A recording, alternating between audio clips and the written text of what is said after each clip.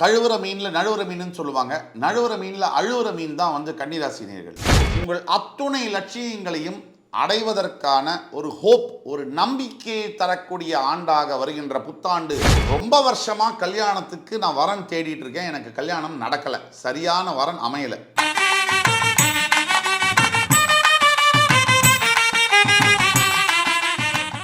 வணக்கம். அத்துணை சப்ஸ்கிரைபர்களையும் எல்லா அன்பு உள்ளங்களையும் எனது நண்பர்களையும் வருக வருக என வரவேற்பதில் பெருமகிழ்ச்சி கொள்கிறேன்.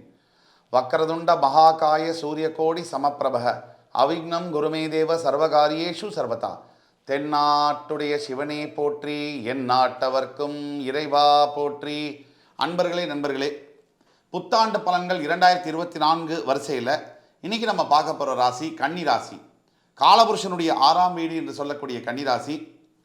ஒரே ஒரு கிரகம் ஒரே ஒரு இடத்துல ஆட்சியும் பெற்று உச்சமும் பெறக்கூடிய ஒரு யோகம் பெற்ற புதன் பகவான் அவ்வளவு சுபத்துவம் பெறக்கூடிய ராசி கன்னிராசி.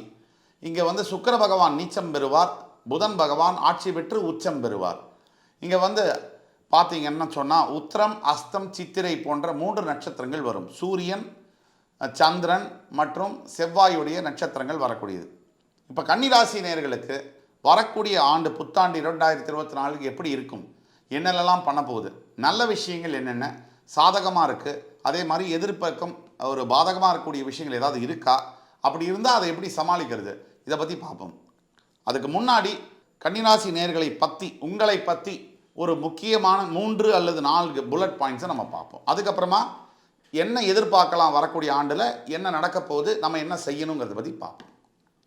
ஆக கன்னிராசி நேயர்கள் எந்த சூழ்நிலையிலும் சமாளித்து எதிர்நீச்சல் போட்டு வெற்றி காணக்கூடிய திறன் இயற்கையிலேயே அமையப்பெற்ற கன்னிராசி நேயர்கள். அதாவது ஒரு சுருக்கமாக சொன்னால், கழுவுற மீனில் நழுவுற மீன்னு சொல்லுவாங்க. நழுவுற மீனில் அழுவுற மீன் தான் கன்னிராசி நேயர்கள். தனக்கு எது சாதகமோ, தனக்கு எது வேணுமோ, அதை எப்படி அடைய வேணும் அப்படிங்கிறதுல அவங்கள மிஞ்சிக்க யாருமே கிடையாது. அவங்க நினச்சா எதையும் செய்வாங்க. அந்த அளவுக்கு திறன் படைத்தவர்கள் கன்னிராசி. எளிதில் கன்னிராசி நேயர்களுக்கு கோபம் வராது. ரொம்ப திங்க் பண்ணி தான் எதையுமே செய்வீங்க. கணக்கு போடுறதுல கன்னிராசியை மிஞ்சிக்கிற ஆளே கிடையாது. பணத்தை கையாள்வதில் கன்னிராசி மாதிரி கரெக்டாக சிக்கனமாக 10 ரூபா தான் 10 ரூபாயை 10 மாதமாக வச்சுருக்கிற ஒரு ஆள் சொன்னால் அது கன்னிராசி தான். ஆக கன்னிராசி நேயர்களுக்கு பல ஸ்பெஷல் கேரக்டர்ஸ், குணாதிசயங்கள் என்பது இருக்குது. அதில் ரொம்ப முக்கியமானது இந்த மாதிரி நான் சொல்லக்கூடிய கணக்கு போடுறது, வங்கி துறைகளில், பேங்கிங்கில், ஐடி செக்டாரில், பண பரிமாற்றம் இருக்கக்கூடிய இடங்களில் அதிகமாக வேலை பார்க்கக்கூடியது கன்னிராசி நேயர்கள். ஆக இந்த கன்னிராசி நேயர்கள் பல திறன் படைத்தவர்கள், நிதானம் படைத்தவர்கள். பல பேர் கன்னிராசியில் 95% பேருக்கு நிறைய நிதானம் இருக்கும். தானத்தில் சிறந்தது நிதானம். ஒரு வாழ்க்கையில் ஒரு பிரச்சனைன்னு சொன்னால் அதை எப்படி கையாள்வது, எதை செய்வது, எதை செய்யக்கூடாது என்பது கன்னிராசி நேயர்களுக்கு அப்படியே நேச்சுரலாக இயற்கையாக வரும். ஆக இந்த கன்னிராசி நேயர்கள் அடுத்த ஆண்டு உங்களுக்கு என்ன நடக்க போகுது, இப்போ என்ன நடந்துட்டுருக்கு, கன்னிராசி நேயர்கள் பல பேருக்கு கடன் பிரச்சனை இருக்கும், பொருளாதார சீரழிவு இருக்கும். அதாவது ஒரு இடத்துல கடனை கொடுத்துடுறது, வாங்க முடியாமல் தவிக்கிறது, இல்லை கடன் வாங்கின இடத்துல கொடுக்க முடியாமல் கஷ்டப்படுறது. அதன் மூலியமாக நிறைய அவமானங்களை நீங்கள் சந்திச்சுட்டு தான் இருக்கீங்க. கன்னிராசி ரொம்ப டீசெண்டாக, டிப்ளமேட்டிக்காக நீங்கள் எவ்வளோதான் ஒருத்தர்கிட்ட நடந்துக்கிட்டாலும் உங்களுக்கு மறுபடி உங்களுடைய நண்பர்கள் மற்றும் உறவினர்கள் தொல்லை கொடுத்துக்கிட்டே தான் இருப்பாங்க. நீங்கள் யாரை ரொம்ப நெருக்கோன்னு நினச்சி நம்புறீங்களோ அவங்களால நீங்கள் சமீப காலங்களில் கடந்த ஒரு வருஷம் 2 வருஷத்துக்குள்ள மிகப்பெரிய ஒரு பாதிப்புக்கு உள்ளாகியிருப்பீங்க.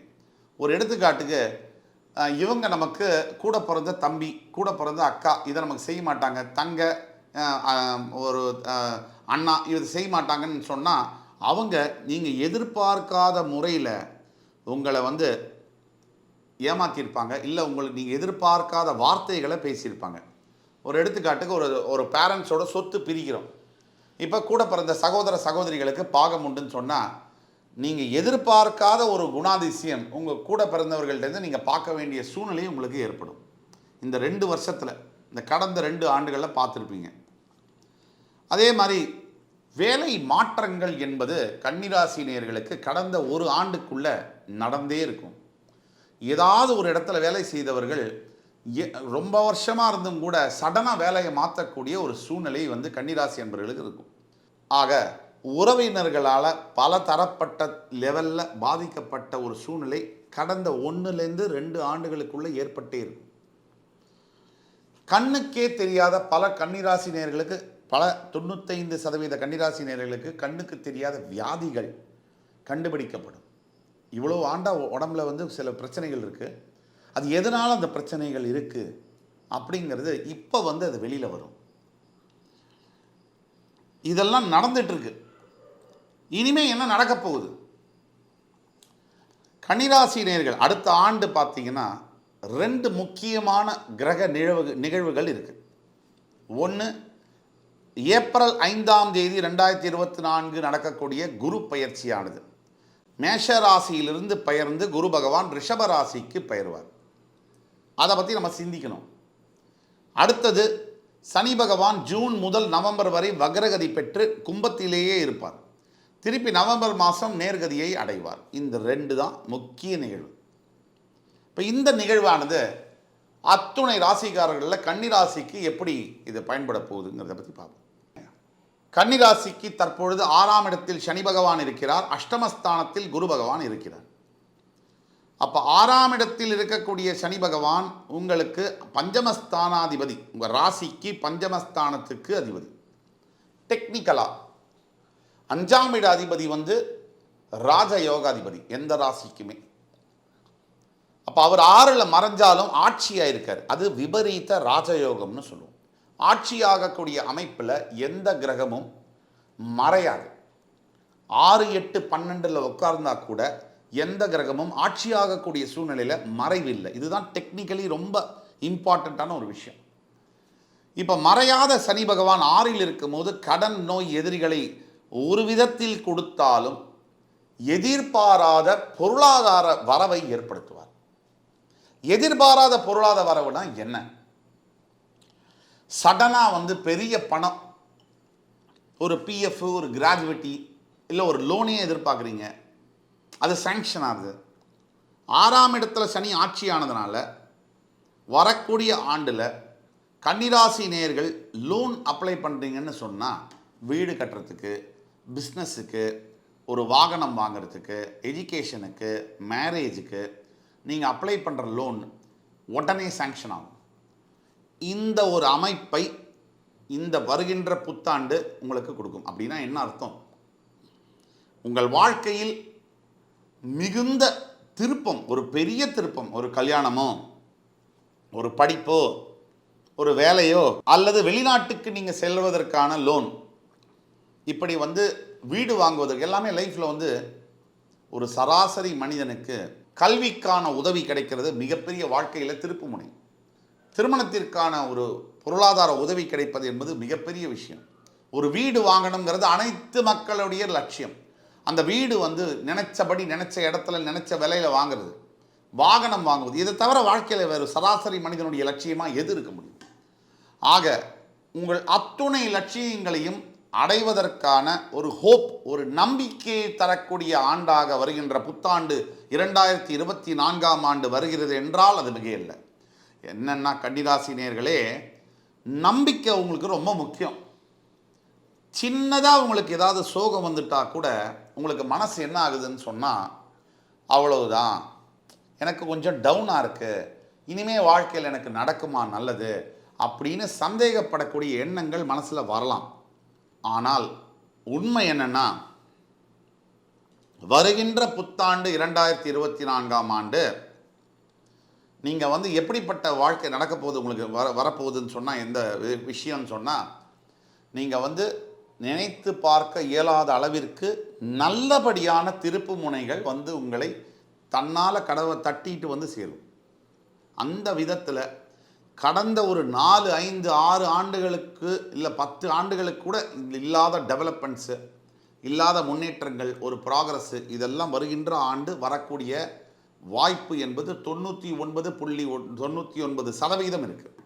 அந்த 1% உங்களுடைய சுய ஜாதகத்தில் ஏதேனும் கோளாறு இருக்கும் பட்சத்தில் தான் அது மாறுபடும்.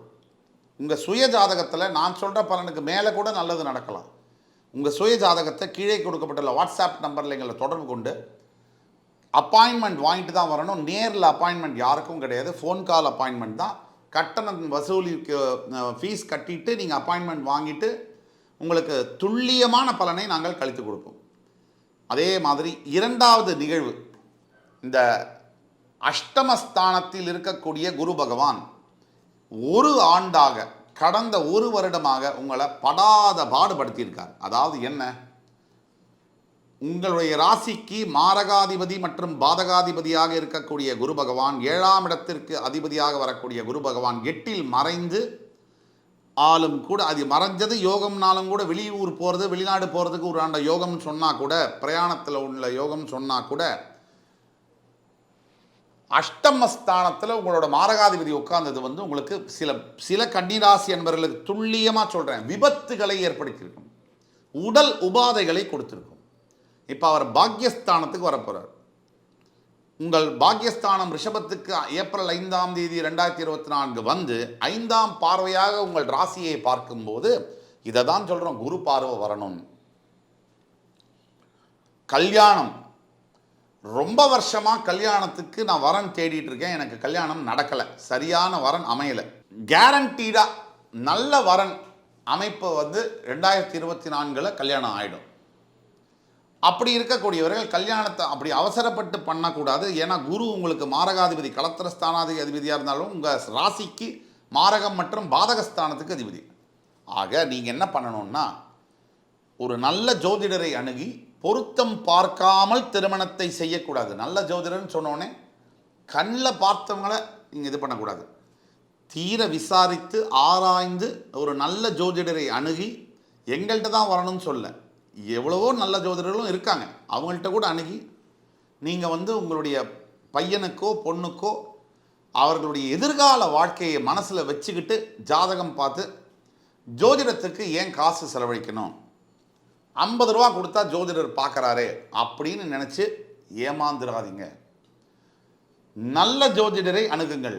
50 லட்சம் செலவழித்து கல்யாணம் பண்ணுறீங்க, ஒரு 5000 ரூபாய்க்கு ஜோதிடர் பார்த்தா ஒன்றும் குறைஞ்சி போயிடாது. நல்ல ஜோதிடரை அணுகுங்கள். 500 ரூபாய்க்கு பார்க்குற ஜோதிடரும் நல்ல ஜோதிடர் இருக்காங்க, 5000 ரூபாய்க்கு பார்க்குறவங்க நல்லது இருக்காங்க. யாராக இருந்தாலும் நல்லவரை அணுகி நல்ல திறன்மிக்க ஒரு ஜோதிடரை பார்த்து அந்த குழந்தைகளுடைய எதிர்காலத்தை பாழ்படுத்தாமல் நல்ல ஜாதக பொருத்தம் பார்த்தே திருமணத்தை செய்யுங்கள் என்பது வேண்டுகோளாக விடுக்கிறேன். ஆக இந்த வருகின்ற புத்தாண்டு என்பது கன்னிராசிக்கு சனியுடைய வக்ரகதியாக இருக்கட்டும் மற்றும் குரு பகவானுடைய 8லிருந்து 9க்கு போக இடமாக இருக்கட்டும், 2 பக்கத்திலுமே கன்னிராசிக்கு அமோகமான ஒரு புத்தாண்டாக வருகிறது என்றால் அது மிகையல்ல. என் அன்புமிக்க கன்னிராசி நேயர்களே, வருகின்ற புத்தாண்டை அருமையாக பயன்படுத்துவதற்கு ஒரு எளிய வழிமுறையை சொல்கிறேன். தினந்தோறும் லக்ஷ்மி நரசிம்மரை வழிபட்டு அவருடைய அஷ்டோத்திர நாமாவளியை பாராயணம் செய்யும் பொழுது, லக்ஷ்மி நரசிம்மருக்கு உப்பு மற்றும் மிளகு வந்து தானமாக கொடுக்கும் போதும், சங்கு தீர்த்தம்னு சொல்லுவாங்க பெருமாள் கோவிலில், அதை நீங்கள் வந்து தெளிச்சிக்கும் போதும் உங்களுக்கு வாழ்க்கையில் மிகப்பெரிய மாற்றங்கள் உண்டாகும் என்று கூறி, அடுத்து வரும் காணொளியில் உங்களை மீண்டும் வந்து சந்திக்கும் வரை உங்களிடமிருந்து விடைபெறுவது உங்கள் ஜோதிட கலாநிதி சுபாஷ் பாலகிருஷ்ணன். நன்றி, வணக்கம், வாழ்க வளமுடன்.